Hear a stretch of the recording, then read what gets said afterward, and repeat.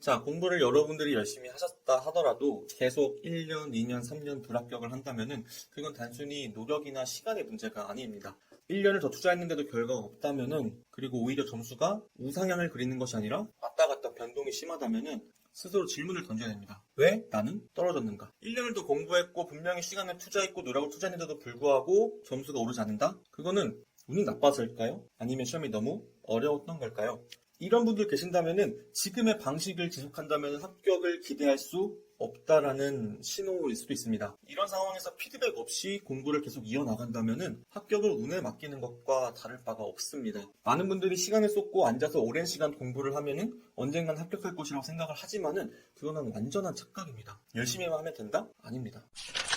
만약 그게 맞다면은 왜 최단기간 합격자나 동차 합격자, 직장 병행 합격자가 나오는 걸까요? 최단기간이든 동차든 직장 병행이든 공부 시간은 충분하지 않았을 겁니다. 이런 사람들은 왜 등장하는 것일까요? 이 사람들은 어떻게 합격했을까요? 지난 1년간 300명이 넘는 분들을 컨설팅하면서 정말 많은 장수생분들을 만났습니다. 장수생 3, 4년 공부한 걸로는 명함도 못 내밉니다. 최소한 5, 6년 정도는 되어야 껴볼만 합니다. 8년, 9년, 10년, 12년 공부하신 분들도 컨설팅을 했습니다. 오랜 수험생활 공부를 하면은 정말 수많은 합격자들을 보게 됩니다. 아까 말씀드린 대로 최단기간 합격자든 동차든 직장 병행이든 정말 수도 없는 합격자들을 스쳐 지나가게 되거든요.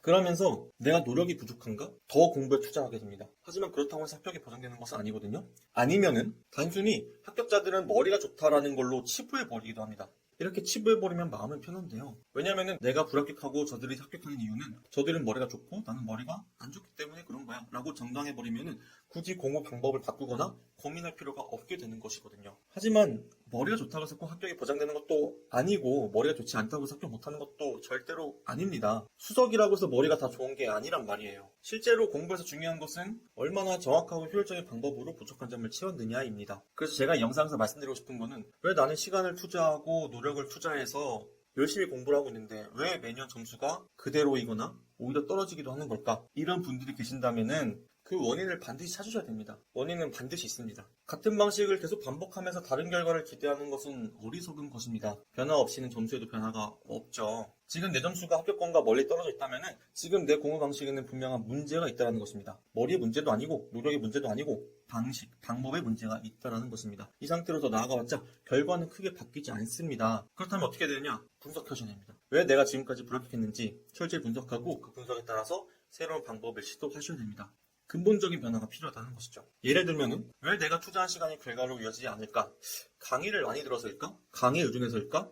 아웃풋을 하지 않고 편한 공부, 쉬운 공부만 추구해서 그런 것일까? 합격 수기를 보니 수많은 공부방법이 있어서 내가 하나를 진득하게 하지 못하고 계속해서 공부방법을 바꾸고 수정해서 그런 것은 아닐까? 더 구체적으로 예를 들면 기초 개념이 부족한 상태에서 문제풀이가 반복하고 있는 것일까? 암기는 잘 되어 있는데 내가 응용 능력이 떨어지는 것일까? 아니면 암기는 정말 제대로 잘 되어 있는 것일까? 피드백 가지셔야 됩니다. 변화하지 않으면 점수도 그대로 머물러 있을 수밖에 없습니다. 여기서 가장 피해야 될 것은 자기 합리화입니다. 시험장에서 내 옆자리에 있는 사람이 다리를 심하게 떨어서 방해가 될 수도 있었어요.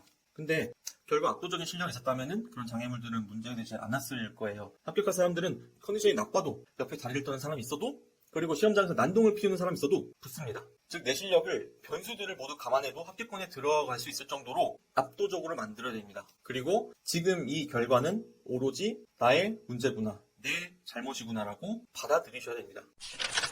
단 여기서 조금 가려 들으셔야 되는 분들이 있는데 정말 합격권 근방에 있으신 분들 있죠. 예를 들면 특히 전문직 2차 시험, 논술형 시험 보시는 분들 내 점수가 계속 합격권 근방에서 머무른다. 수점 차이로 떨어진다. 이러면은 이 상태에서 무리하게 공부 방법을 확 바꾸는 것은 오히려 독이 될 수도 있습니다. 이런 분들은 공부 방법을 뒤집어 엎는 게 아니라 큰 변화보다는 약간 세밀한 보완이 필요합니다. 부족한 부분을 정확히 분석해서 조금씩 보완해 나가는 방향으로 하셔야 되거든요. 예를 들면 내가 암기가 조금 부족했는지 목차를 구체적으로 기재했는지 목차를 세분화해서 적진 않았는지 목차를 잡는데 시간을 너무 많이 쓰는 것은 아닌지 내 답안지의 가독성은 괜찮은지 이런 부분들을 조금씩 모아서 개선해 나가신다면은 이제 안정적인 합격권으로 나오는 거지 점수가 좀 아슬아슬하게 나왔는데 큰 변화를 시도하거나 답안지를 쓰는 방법을 완전히 바꿔버리거나 이러면은 오히려 역효과가 나올 수도 있습니다. 실제로 어떤 컨설팅에서 만나뵀던 분이 있었는데 이분께서는 시험마다 굉장히 점수가 일관되게 비슷하게 나오셨거든요. 일단 컨설팅에서 공부법을 설명을 드리니까 쭉 설명을 드렸는데 사실 저도 명확하게 이분이 왜 떨어질까 굉장히 공부 올바른 방법을 하셨고 실력도 굉장히 좋으신 분인데 근데 컨설팅 말미쯤에 알았어요. 이분께서 점수가 계속해서 비슷하게 나왔던 이유는 목차가 굉장히 부실했었기 때문이었습니다.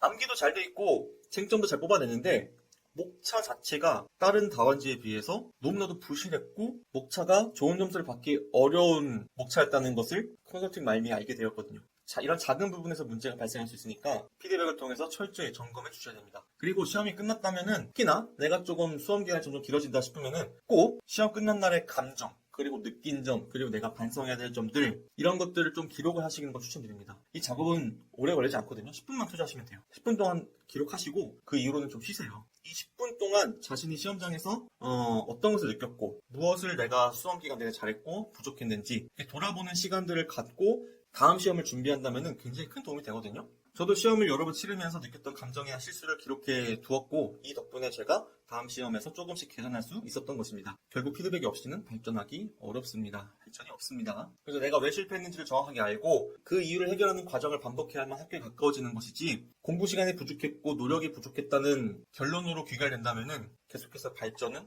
없을 수도 있습니다. 그래서 꼭 한번 실패 원인을 분석하는 시간을 진지하게 충분한 시간을 들여서 가지시기를 추천드리겠습니다. 네, 이상 손민기 변리사였습니다. 감사합니다.